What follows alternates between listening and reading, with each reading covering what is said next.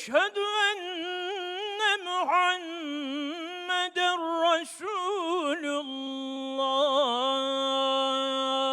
Allahu Ekber.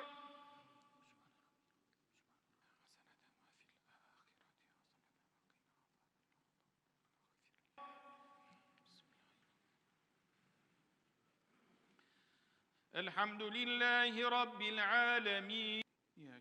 Açılmasının ardından İstanbul'a kazandırdığımız bu üçüncü önemli manevi mirasın asırlar boyunca şehrimizi bir kandil gibi ışıtacağına inanıyorum.